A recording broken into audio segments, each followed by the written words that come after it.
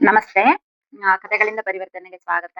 ಕರುನಾಡು ಓದ್ತಾ ಇರೋ ಬುಕ್ಕು ಕರುನಾಡು ಬಾ ಬೆಳಕ್ಕೆ.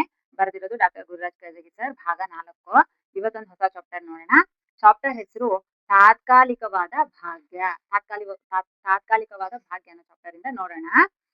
ಒಂದು ಊರಿನಲ್ಲಿ ಲತೀಫ್‌ನೆಂಬ ವ್ಯಕ್ತಿ ಇರ್ತಾರೆ. ಅವನು ಭಿಕ್ಷುಕನೂ ಅಲ್ಲ, ಸೋಮಾರಿಯೂ ಅಲ್ಲ. ಎಲ್ಲೋ ಯಾವ ಗಿಡದ ಬುಡದಲ್ಲೋ ಮಲಗ್ತಿರ್ತಾನೆ. ಅವ್ನು ಯಾವಾಗ್ಲೂ ಆಕಾಶ ನೋಡ್ಕೊಂಡು ಏನೋ ಚಿಂತೆ ಇರೋ ತರ ಯೋಚಿಸ್ತಾ ಇರ್ತಾನೆ. ಯಾರಾದರೂ ಏನಾದ್ರೂ ಕೊಟ್ರೆ ತಿಂತಾನೆ, ಇಲ್ಲ ಉಪವಾಸ ಇರ್ತಾನೆ. ಜನರಿಗೆ ಅವನ ಬಗ್ಗೆ ಮಿಶ್ರ ಭಾವನೆ. ಆತ ತುಂಬಾ ಬುದ್ಧಿವಂತ ಇರಬೇಕು ಎಂದು ಎಲ್ಲರೂ ನಂಬಿದ್ದರು. ಆ ಊರಿಗೊಬ್ಬ ರಾಜ ಇರ್ತಾರೆ. ಆತನು ಬುದ್ಧಿವಂತ ಮತ್ತು ರಾಜ್ಯಕ್ಕೋಸ್ಕರ ತುಂಬಾ ಶ್ರಮ ಪಡ್ತಾ ಇದ್ರು ಆ ರಾಜ. ಒಂದು ದಿನ ತನ್ನ ಮಂತ್ರಿಗಳೊಂದಿಗೆ ಊರ ಸಂಚಾರಕ್ಕೆ ಅಂತ ಹೇಳಿ ಹೊರ ಹೋಗ್ತಾರೆ ರಾಜ ಮಂತ್ರಿ ಜೊತೆ. ಅವನ ಕಣ್ಣಿಗೆ ಈ ಲತೀಫ್ ಕಾಣಿಸ್ರು. ರಾಜರ ಕಣ್ಣಿಗೆ ಲತೀಫ್ ಕಾಣಿಸಿದ್ರು. ಅವಾಗ ಇವನ್ ಯಾರು ಮಂತ್ರಿಗಳೇ ಅಂತ ಹೇಳಿ ಮಂತ್ರಿಗಳನ್ನ ಕೇಳ್ತಾರೆ ರಾಜ. ಅವಾಗ ಮಂತ್ರಿ ಹೇಳ್ತಾರೆ, ಸ್ವಾಮಿ, ನಿಜವಾಗಿಯೂ ಇವನಾರು ಎಂದು ಹೇಳುವುದು ಕಷ್ಟ. ಆತ ಯಾರೊಂದಿಗೂ ಮಾತನಾಡೋದಿಲ್ಲ, ಭಿಕ್ಷೆ ಬೇಡಲ್ಲ. ಆದ್ರೆ ಮಾತನಾಡಿದ್ರೆ ಆಳವಾಗಿ ಚಿಂತಿಸಿ ಮಾತನಾಡುತ್ತಾನೆ. ಆತ ಬುದ್ಧಿವಂತ ಅಂತ ಹೇಳಿ ಊರಲ್ಲೆಲ್ಲರೂ ಹೇಳ್ತಾ ಇದ್ದಾರೆ. ಅವಾಗ ರಾಜ ಸುಮ್ನೆ ನೋಡ್ತಾನೆ. ಆಗ ಲತೀಫ್ ಅಲ್ಲಿ ಮರದ ಕೆಳಗೆ ಕಾಲು ಚಾಚಿ ನಿರಾಳಾಗಿ ಮಲ್ಕೊಂಡಿರ್ತಾನೆ. ಆ ಲತೀಫು ಮರದ ಕೆಳಗೆ ಆರಾಮಾಗಿ ನಿರಾಳಾಗಿ ಮಲ್ಕೊಂಡಿರ್ತಾನೆ. ರಾಜ ಅದನ್ನ ನೋಡ್ತಾರೆ. ರಾಜ ಅವರ ಬಳಿಗೆ ಹೋಗ್ತಾರೆ. ಹೋದ ತಕ್ಷಣ ಎದ್ದು ಕುಳಿತ ಲತೀಫ್ನಿಗೆ ತನ್ನ ಪರಿಚಯ ಮಾಡ್ಕೊಡ್ತಾರೆ. ಮಲ್ಕೊಂಡಿದ್ದ ಲತೀಫು ರಾಜ ಹೋದ ತಕ್ಷಣ ಎದ್ದು ಕುತ್ಕೊಂತಾನೆ, ಯಾರು ಬಂದ್ರು ಅಂತ ಹೇಳಿ. ಆಗ ರಾಜ ತಾನೇ ಪರಿಚಯ ಮಾಡ್ಕೊಡ್ತಾರೆ. ನೋಡು, ನಾನು ಈ ಊರಿನ ರಾಜ ಅಂತ ಹೇಳಿ ಪರಿಚಯ ಕೊಟ್ಟ ತಕ್ಷಣ ಪಾಪ ಲತೀಫ್ ಏನ್ ಮಾಡ್ತಾನೆ, ವಿನಯದಿಂದ ನಮಸ್ಕಾರ ಮಾಡ್ತಾನೆ. ರಾಜ ಅಲ್ವಾ, ನಮಸ್ಕಾರ ಮಾಡ್ತಾನೆ. ಲತೀಫ್‌ನ ಬುದ್ಧಿಯನ್ನು ಪರೀಕ್ಷೆ ಮಾಡಲೆಂದು ರಾಜ ತನ್ನ ರಾಜ್ಯದಲ್ಲಿ ತಾನು ಎದುರಿಸುತ್ತಿದ್ದ ಸಮಸ್ಯೆಯೊಂದನ್ನು ಅವನ ಮುಂದಿಟ್ಟು ಸಹಾಯ ಕೇಳ್ತಾನೆ. ಎಲ್ಲರೂ ಊರಲ್ಲೆಲ್ಲ ಹೇಳ್ತಾ ಇದ್ರಲ್ವಾ, ಇವ್ನು ತುಂಬಾ ಬುದ್ಧಿವಂತ, ತುಂಬಾ ಜಾಣ ಅಂತ ಹೇಳಿ. ನೋಡೋಣ ಇವ್ನು ಎಷ್ಟು ಬುದ್ಧಿವಂತ ಅಂತ ಚೆಕ್ ಮಾಡ್ಬೇಕು ಅಂತ ರಾಜ ಏನ್ ಮಾಡ್ತಾರೆ, ತಾವೀಗ ಆಲ್ರೆಡಿ ಆ ರಾಜ್ಯದಲ್ಲಿ ಏನ್ ಸಮಸ್ಯೆ ಇದೆ ಅಲ್ಲ, ಆ ಪ್ರಾಬ್ಲಮ್ ನ ಅವ್ರ ಹತ್ರ ಹೇಳ್ತಾರೆ.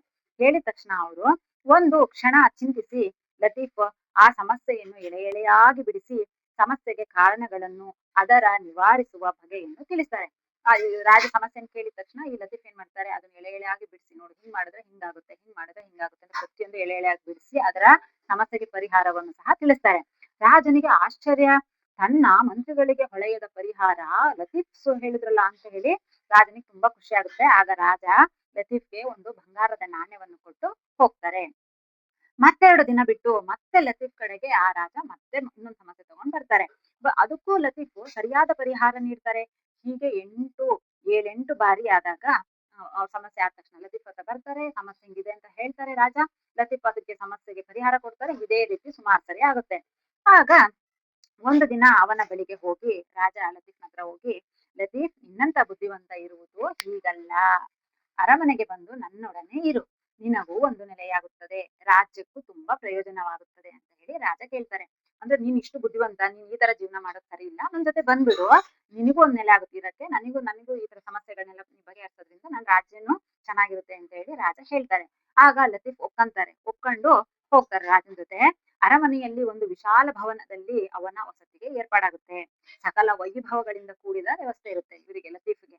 1-2 ತಿಂಗಳು ಕಳೆಯುಷ್ಟರಲ್ಲಿ ಲತೀಫ್ ರಾಜನ ಅತ್ಯಂತ ಪ್ರಿಯನಾದ. ರಾಜನಿಗೆ ತುಂಬಾ ಇಷ್ಟ ಆಗ್ಬಿಟ್ಟ 1-2 ತಿಂಗಳು ಕಳೀತಿದ್ದಂಗೆ. ಅವನನ್ನು ದಿನಕ್ಕೊಂದು ಬಾರಿ ಕಾಣದಿದ್ದರೆ ರಾಜನಿಗೆ ಸಮಾಧಾನವೇ ಆಗ್ತಾ ಇರ್ಲಿಲ್ಲ. ಇದರಿಂದ ಉಳಿದ ಮಂತ್ರಿಗಳಿಗೆ ಅಸೂಹೆ ಶುರು ಆಯ್ತು. ಇವಾಗ ಯಾರಾದ್ರೂ ನಾವು ಒಬ್ಬರನ್ನ ಇಷ್ಟಪಡ್ತಿದೀವಿ ಅಂದ್ರೆ ನಮ್ ಸುತ್ತ ಇರೋರಿಗೆ, ಅಯ್ಯೋ ಅವ್ರನ್ನೇ ಮಾತಾಡ್ತಾರೆ, ಅವ್ರನ್ನೇ ನೋಡ್ತಾರೆ, ಅವ್ರ ಜೊತೆನೆ ಯಾವಾಗ್ಲೂ ಜೊತೆಗೆ ಓಡಾಡ್ತಾರೆ ಅಂತ ಆಲ್ರೆಡಿ ಏನು ಜಲಸಿ ಸ್ಟಾರ್ಟ್ ಆಗಿರುತ್ತೆ. ಹಂಗೇನೆ ಅಲ್ಲಿ ಸುತ್ತ ಇರ್ತಕ್ಕಂಥ ಮಂತ್ರಿಗಳಿಗೆ ಆಲ್ರೆಡಿ ಹೊಟ್ಟೆ ಉರಿ ಸ್ಟಾರ್ಟ್ ಆಗಿರುತ್ತೆ. ಓ, ರಾಜ ಬರೀ ಅವ್ರನ್ನೇ ನೋಡ್ತಾರೆ, ಅವ್ರ ಜೊತೆನೆ ಇರ್ತಾರೆ, ವ್ಯಕ್ತಿಗೆ ಏನೊಂದು ಪ್ರಾಬ್ಲಮ್ ಬಂದ್ರು ಅವನನ್ನೇ ಕೇಳ್ತಾರೆ ಅಂತ ಹೇಳಿ ಈ ಮಂತ್ರಿಗಳಿಗೆಲ್ಲ ಹೊಟ್ಟೆ ಉರಿ ಶುರು ಆಗಿರುತ್ತೆ. ಆಗ ಲತೀಫ್‌ನನ್ನು ಕಣ್ಣಿಟ್ಟು ಗಮನಿಸತೊಡಗಿದ್ರು. ಅಂದ್ರೆ ಇವನು ಏನಾದ್ರೂ ಒಂದ್ ತಪ್ಪು ಮಾಡ್ತಾನೆ. ಈ ತಪ್ಪನ್ನ ರಾಜನಿಗೆ ಹೇಳಿದ್ರೆ ಆಗ ಇವರಿಬ್ರು ಮತ್ತೆ ತುಂಬಾ ಪ್ರೀತಿ ಇತ್ತಲ್ಲ, ನಂಬಿಕೆ, ಅದು ಕಟ್ ಆಗುತ್ತೆ. ಅವಾಗ ನಾವು ರಾಜನ ಜೊತೆ ಕ್ಲೋಸ್ ಆಗ್ಬೋದು ಅಂತ ಹೇಳಿ ಎಲ್ಲಾ ಮಂತ್ರಿಗಳು ಅವನನ್ನ ಸೂಕ್ಷ್ಮ ಗಮನಿಸ್ತಾ ಇರ್ತಾರೆ ಲತೀಫ್‌ನ. ಏನಾದ್ರು ಒಂದ್ ತಪ್ಪು ಮಾಡಿದ್ರೆ ರಾಜನ ಹತ್ರ ಹೋಗಿ ಹೇಳ್ಬೋದು ಅಂತ ಹೇಳಿ. ಆಗ ಒಂದಿನ ಒಬ್ಬ ಮಂತ್ರಿ ಬಂದು ರಾಜನ ಹತ್ರ ಹೇಳ್ತಾನೆ, ಸ್ವಾಮಿ, ನಾನು ಚಾಡಿ ಹೇಳ್ತಾ ಇದ್ದೀನಿ ಎಂದು ಭಾವಿಸಬೇಡಿ. ಆ ನಿಮ್ಮ ಲತೀಫ್ ನಂಬಿಕೆಗೆ ಅರ್ಹನಲ್ಲ. ಅವನ ಹಿನ್ನೆಲೆ ನಮ್ಗೆ ಗೊತ್ತಿಲ್ಲ. ಅವನ್ ಯಾರು, ಯಾವ ಊರು, ಎಲ್ಲಿಯವನು ಏನು ಗೊತ್ತಿಲ್ಲ. ಆತ ನಿಮ್ಮ ವಿರುದ್ಧ ಏನೋ ಪಿತೂರಿ ಮಾಡ್ತಾ ಇದ್ದಾನೆ. ದಿನಾಲು ಸಾಯಂಕಾಲ ಅರಮನೆಯಿಂದ ಒಬ್ಬನೇ ಹೊರಬಂದು ಪಕ್ಕದಲ್ಲಿರುವ ಕತ್ತಲೆ ಕೋಣೆಗೆ ಹೋಗ್ತಾನೆ. ಅಲ್ಲಿ ಯಾರನ್ನೋ ಬೇಟೆಯಾಗ್ತಾನೆ ಅಂತ ಅನಿಸ್ತಾ ಇದೆ ನನಗೆ. ಆಗ ಹೌದಾ, ನೋಡೋಣ ಬಿಡು ನಾನು ಗಮನಿಸ್ತೀನಿ ಅಂತ ಹೇಳಿ ರಾಜ ಏನ್ ಮಾಡ್ತಾರೆ, ಮಾರನೇ ದಿನ ಗಮನಿಸ್ತಾರೆ. ಆಗ ಲತೀಫು ಅರಮನೆಯಿಂದ ಹೊರಬಂದು ಕತ್ತಲ ಕೋಣೆಗೆ ಹೋಗ್ತಾನೆ. ಅದು ಹೋಗುವಾಗ ಏನ್ ಮಾಡ್ತಾನೆ ಲತೀಫು, ಆ ಕಡೆ ಈ ಕಡೆ ನೋಡಿ ಯಾರಾದರೂ ಇದಾರಾ ಅಂತ ಹೇಳಿ ಗಮನಿಸಿ ಆ ಕೋಣೆ ಒಳಗೆ ಹೋಗ್ತಾನೆ. ಇದನ್ನು ಹೋಗಿ ರೂಮ್ ಒಳಗೆ ಹೋದ ತಕ್ಷಣ ಡೋರ್‌ನ ಕ್ಲೋಸ್ ಮಾಡ್ಕೊಂಡ್ಬಿಡ್ತಾನೆ ಲತೀಫು. ಇದನ್ನ ರಾಜ ನೋಡ್ತಾರೆ. ಓಹೋ! ಇವನೇನೋ ಮಾಡ್ತಾ ಇದ್ದಾನೆ, ನೋಡೋಣ ಒಳಗೆ ಯಾರಿದ್ದಾರೆ ಅಂತ ಹೇಳಿ ರಾಜ ಡೈರೆಕ್ಟ್ ಆಗಿ ಹೋಗ್ತಾರೆ. ಹೋಗಿ ಇದು ನಾನು ರಾಜ ಬಂದಿದ್ದೇನೆ ಲತೀಫ್ ಬಾಗಿಲು ತೆಗಿ ಅಂತ ಹೇಳ್ತಾರೆ. ಆಗ ಲತೀಫು ಆರಾಮಾಗಿ ಬಾಗಿಲು ತೆಗಿತಾರೆ. ತೆಗೆದ ತಕ್ಷಣ ಈ ರಾಜ ಒಳ ಹೋಗಿ ನೋಡ್ತಾರೆ, ಅಲ್ಲಿ ಯಾರು ಇರೋದಿಲ್ಲ. ಅಯ್ಯೋ, ಇಲ್ಲಿ ಯಾರು ಇಲ್ವಲ್ಲ ಅಂತ ನೋಡ್ತಾರೆ. ಆದ್ರೆ ಅಲ್ಲಿ ಏನಿರುತ್ತೆ, ಮೂಲೆಯಲ್ಲಿ ಒಂದು ಮೇಜಿನ ಮೇಲೆ ಒಂದು ಮರದ ಬಟ್ಟಲು ಮತ್ತು ಒಂದು ಜೊತೆ ಹರಕು ಬಟ್ಟೆ ಇರ್ತವೆ. ಅವಾಗ ರಾಜ ಕೇಳ್ತಾರೆ, ಇದೇನು ಎಂದು ಕೇಳಿದ ರಾಜನಿಗೆ ಲತೀಫ್ ಏನಂತ ಹೇಳ್ತಾರೆ, ರಾಜ, ಇದು ನನ್ನ ನಿಜವಾದ ವಾತಾವರಣ. ಹೊರಗಿದ್ದದ್ದು ನೀನು ಕೊಟ್ಟಿದ್ದು ಅಷ್ಟೇ. ಇದೇನ್ ಶಾಶ್ವತ ಅಲ್ವಲ್ಲ. ನೀನ್ ಯಾವಾಗ ನನ್ನನ್ನು ಹೊರ ಕಳ್ಸಿದ್ರು ನಿನ್ಗೆ ನನ್ ಮೇಲೆ ಏನೋ ಪ್ರೀತಿ ಕಡಿಮೆ ಆಗ್ಬೋದು, ಸಾಕು ನೀನ್ ಹೊರ ಹೋಗು ಅಂತ ಹೇಳ್ಬೋದು. ಆಗ ನನ್ನ ನಿಜವಾದ ಜೀವನ ಯಾವ್ದು, ಮತ್ತು ಈ ಹರಕು ಬಟ್ಟೆ ಮತ್ತೆ ಈ ಮರದ ಬಟ್ಟಲು ಅಲ್ವಾ. ಹಾಗಾಗಿ ನಾನು ಇದನ್ನ ನೀವು ಇದೇನ್ ಶಾಶ್ವತ ಅಲ್ಲ. ಈಗ ಬಂದ ಅಧಿಕಾರದಿಂದ ತಲೆ ತಿರುಗಬಾರದೆಂದು, ಅಂದ್ರೆ ಈಗ ಬಂದಿರೋ ಈ ವೈಭೋಗದ ಜೀವನದಿಂದ ನನಗೆ ಅಹಂಕಾರ ಬರಬಾರ್ದು ಅನ್ನೋ ಕಾರಣಕ್ಕೆ ನಾನು ದಿನಾಲು ನನ್ನ ನೈಜ ನಿಜವಾದ ಅವಸ್ಥೆಯನ್ನು ನೋಡಿಕೊಂಡು ಹೋಗುತ್ತೇನೆ.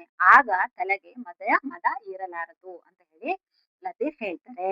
ಅಂದ್ರೆ ನಾ ಪ್ರತಿದಿನ ಈ ಹರಕು ಬಟ್ಟೆ ಮತ್ತೆ ಬಟ್ಲನ್ನ ನೋಡ್ತಾ ಇದ್ರೆ ನನ್ ನಿಜವಾದ ಜೀವನ ಇಷ್ಟೇ. ಇವಾಗಿರೋದು ತಾತ್ಕಾಲಿಕ ಅಷ್ಟೇ. ರಾಜ ಯಾವಾಗ ಬೇಕಿದ್ರು ಹೊರ ಕಳಿಸ್ಬೋದು. ಆದ್ರೆ ನನ್ನ ಲೈಫ್ ಇರೋದು ಈ ಹರಕು ಬಟ್ಟೆ ಮತ್ತೆ ಮರದ ಬಟ್ಟಲಲ್ಲಿ ಅಂತ ಹೇಳಿ ಪಾಪ ಅವ್ನು ಪ್ರತಿದಿನ ಒಂದ್ಸರಿ ಬಂದು ಅದನ್ನ ನೋಡ್ಕೊಂಡು ಹೋದ್ರೆ ಈ ಅಹಂಕಾರ ಅಂದ್ರೆ ಅಂದ್ರೆ ಇದೆಲ್ಲ ನಂದು ಅನ್ನೋ ಅಹಂಕಾರ ನನ್ನ ತಲೆಗೆ ಹೋಗಲ್ಲ ಅನ್ನೋ ಕಾರಣಕ್ಕೆ ಪಾಪ ಲತೀಫು ದಿನಕ್ಕೊಂದ್ಸರಿ ಹೋಗಿ ನೋಡ್ತಾ ಇರ್ತಾರೆ. ಈಗ ಕರ್ಜಗಿ ಸರ್ ಹೇಳ್ತಾ ಇದ್ದಾರೆ, ನಿಜ, ನಾವೆಲ್ಲರೂ ನಮ್ಮ ನೈಜ ಸ್ಥಿತಿಯ ಅರಿವನ್ನು ಸದಾ ಮಾಡಿಕೊಂಡಿರುವುದು ಕ್ಷೇಮ. ತಾತ್ಕಾಲಿಕವಾಗಿ ಬಂದ ಅಧಿಕಾರ, ಹಣ, ಮರ್ಯಾದೆಗಳು ತಲೆ ತಿರುಗಿಸುತ್ತವೆ ಮತ್ತೆ ದಾರಿ ತಪ್ಪಿಸುತ್ತವೆ. ಹಾಗಾಗಿ ನಾವು ತುಂಬಾ ಹುಷಾರಾಗಿರ್ಬೇಕು ಅನ್ನೋದನ್ನ ಕರ್ಜಗಿ ಸರ್ ಹೇಳ್ತಾ ಇದ್ದಾರೆ. ಅಂದ್ರೆ ನಾವು ನಮ್ ನಿಜವಾದ ಲೈಫ್ ಏನು, ನಾವು ಎಲ್ಲಿದ್ದೀವಿ, ಯಾವ ಮಟ್ಟದಲ್ಲಿ ಇದೀವಿ ಅಂತ ಯೋಚನೆ ಮಾಡದೆ ಯಾವ್ದೋ ಒಂದು 5 ನಿಮಿಷ ಕ್ಷಣಕ್ಕೆ ಬಂದಿರ್ತಕ್ಕಂಥ ಅಂದ್ರೆ ದುಡ್ಡು, ಅಧಿಕಾರ, ಈ ಕೆಲಸ ಸಿಕ್ಬಿಡ್ತು ನನಗೆ ಇಷ್ಟೊಂದು ಸಂಬಳ ಅಂತ ಹೇಳಿ ಆ ಕೆಲಸ ಮತ್ತೆ ಯಾವಾಗ ಬೇಕಿದ್ರು ಬಿಟ್ಟು ಹೋಗ್ಬೋದು ಅಲ್ವಾ. ಹಾಗಾಗಿ ನಾವು ಈ ತರದ್ ಬಂದಾಗ ನಮ್ ಅಹಂಕಾರ ನಮ್ ತಲೆ ನೆತ್ತಿಗೆ ಏರ್ದೇ ಇರ್ಲಿ ಅಂತ ಹೇಳಿ ಗುರುರಾಜ್ ಕರ್ಜಗಿ ಸರ್ ಹೇಳ್ತಾ ಇದ್ದಾರೆ. ಈ ಕಥೆ ತುಂಬಾ ಇಷ್ಟ ಆಯ್ತು ನನ್ಗೆ, ನಿಮ್ಗೂ ಇಷ್ಟ ಆಯ್ತು ಅಂತ ಅನ್ಕೊಂತೀನಿ. ಸೊ ಇನ್ನೊಂದು ಚಾಪ್ಟರ್ ಜೊತೆ ಬರ್ತೀನಿ.